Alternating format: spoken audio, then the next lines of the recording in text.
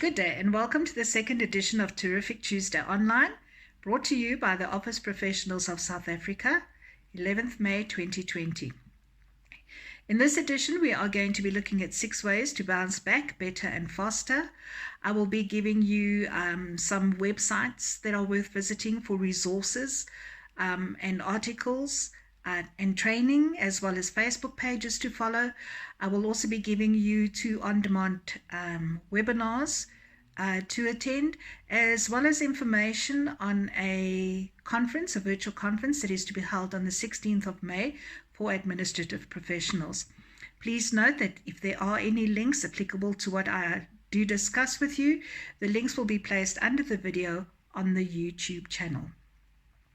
Okay, so first off, let's have a look at 6 ways in which we can bounce back better and faster. My first tip is to get a different perspective on what is happening. I'm sure you've all heard of the saying, don't make a mountain out of a molehill. I know I've done that many times in my life. We have taken a small issue and made it into this huge catastrophe, when actually it was just a small problem, and it was just part of life in the real world.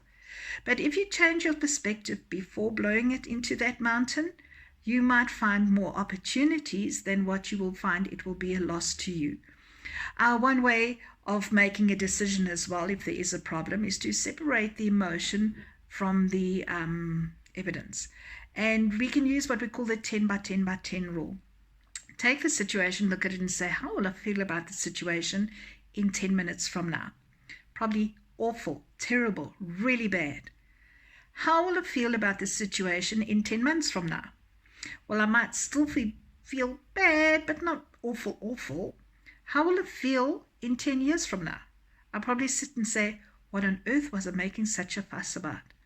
So try and get a different perspective on what is happening. Look for maybe the opportunities, because once you see different perspective, you could see different opportunities. Albert Einstein once said, our problems cannot be solved on the same level in which they were created, and that is so true. And also remember, there's a big difference about having a big problem and making a small problem big. The second thing is to watch your language. Words can create how you feel. When we have a situation, we tend to be very dramatic about it. It's a disaster. It's a nightmare. I can't cope. It's the worst thing that's ever happened to me. By using those words, you're already setting yourself up to experience it in that way. Rather think about saying, well, it's an opportunity. It's unique to me. It's an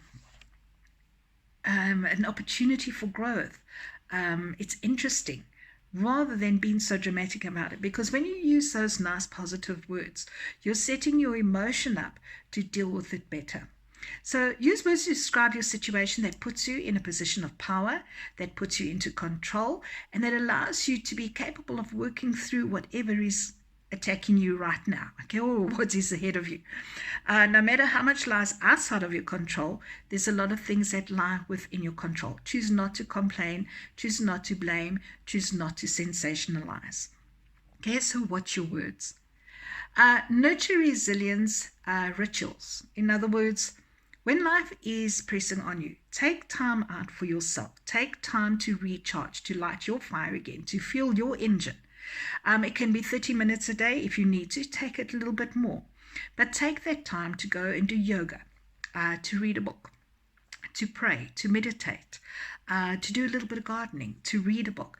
Just take time out from the business of everything to refill your tank. Because at the end of the day, when you need to deal with something, or you need to deal with a challenge, you want to deal with it on your best self. So to be your best self, you need to take time out for yourself. 30 minutes, great. If you can take a little bit longer, even better. But take time out to recharge so that when life hits you, you're able to cope with it. Don't let adversity define you. No one likes to be retrenched, rejected, have your heart broken, or your pride dented. Okay? Although setbacks and struggles can shape us, they certainly don't define us. When life deals you blows, don't let the setback be your identity. Use it rather to propel forward, bigger and better than ever before. Do you know that Harry Potter only made it to the central stage after he had been turned down many, many times. So if Harry Potter can get to the center, so can you. Get support. When we are faced with a challenge or a crisis, the first thing we do is withdraw from other people. We never want to share our problems because we always feel that we can't share our problems or tell people what's happening. And that is so wrong. Lean into vulnerability and reach out to those around you. There's truth in saying a burden shared is a burden halved. And it takes courage to tell somebody what your struggle is, your real feelings, and just how out of depth you might feel in a particular situation.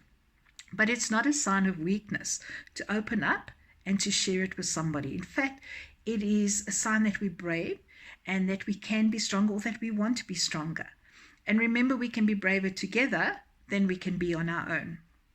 So open up. We tend to hold these things in, thinking we don't want to make our problems somebody else's problem. And often when you do share your feelings with somebody, you find out that they have similar feelings, especially in a situation like this. So share them, support each other, keep each other going. Choose optimism. Optimists endure the same storm as pessimists do. The only thing is that optimists come out better than before. No matter how bad things are, they're not going to stay bad forever. However hard it might be to see the light at that end of the tunnel, there is one. It might not be today, it might not be tomorrow, it might not be next month, but there is a light at the end of the tunnel. And you just got to keep on hoping that you're going to get there. There's no simple 6-step recipe to cope with life's ups and downs, especially those that turn us completely upside down and onto our heads.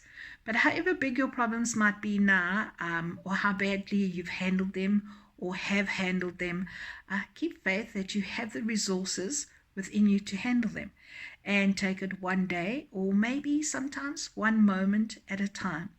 We will get through this. We'll get through this together. Remember to share your problems and look after yourself, and I'll speak to you again next week.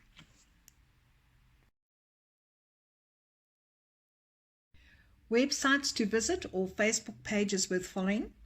My personal favorite is All Things Admin, which was founded by Julie Perrine. Julie has authored 3 great books that are filled with resources and tips: The Innovative Admin, The Organized Admin, and Be a Procedures Pro. I have all 3 books, and they give you plenty tips and tricks on working in the office. You can purchase them from Amazon if you'd like them. Her website has offers for training, free resources and webinars, and is well worth a visit. I personally follow her on Facebook, and the articles that come through from All Things Admin are really well worth reading and very relevant to the workplace of today. My second website is Office Dynamics, founded by Joan Birch. Joan has also authored a number of books, too long to list here, but you're more than welcome to visit her website and get the list of books there, and also offers great resources and articles for administrative professionals. The third website that I would encourage you to visit is the American Society of Administrative Professionals. They too have a great resource for administrative professionals and a great library of webinars, both paid and on demand. On demand is the free one. It's been recorded and you can simply go and watch it. As well as those 3, obviously, visiting the OPSA website is also of utmost importance. We have added to the content on the website, and we have some great stuff on essential skills for the workplace, on what they are, how you can improve on them, and what you can do, as well as some online courses we have on emotional intelligence, time management, records management. So please, if you haven't yet and you are a professional member or an associate member, please visit the OPSA website as well and have a look at what we've got there for you.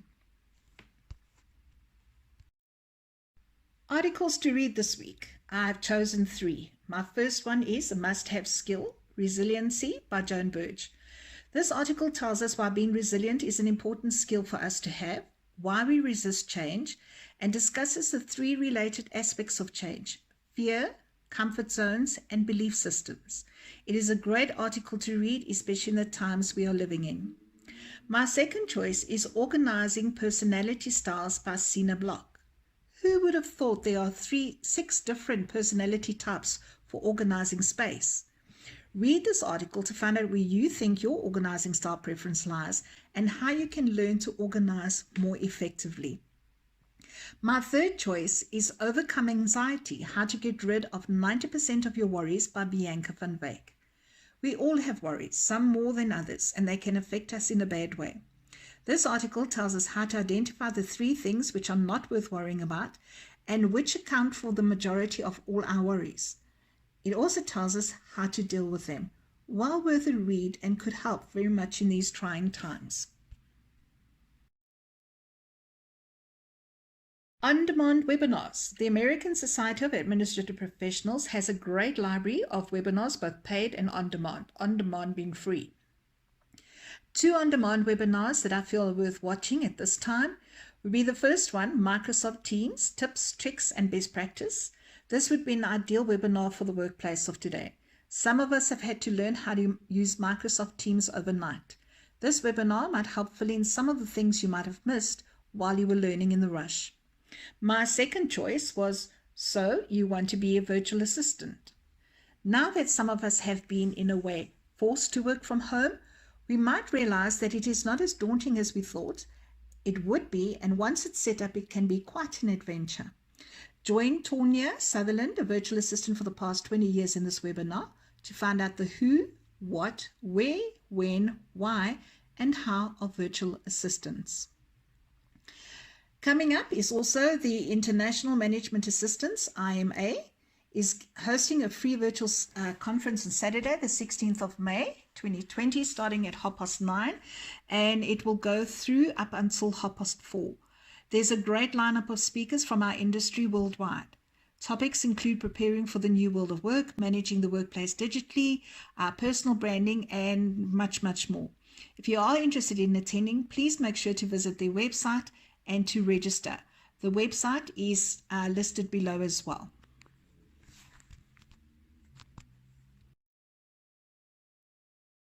Times are tough and it might get a little bit easier, but the challenges will still be around for a while. If you are battling to cope in the workplace or at home and need some assistance to help you bounce back into the workplace, please contact either myself or Lindsay so that we can assist. You can send us an email, you can send us a WhatsApp, or pick up the telephone. Sometimes just talking to someone outside of your situation can help. For some of us, we might need to update our CV, go for job interviews, or simply relook at our career planning and development. If you are an OPSA professional or associate member, the OPSA online portal has information to guide you in these areas, so please visit our website. We are more than happy to help you with any of these topics should you get stuck and you feel the need to talk to somebody. We are here for you. Thank you for taking the time out to listen, and here's to a terrific Tuesday. Hope you have a terrific Tuesday or had one.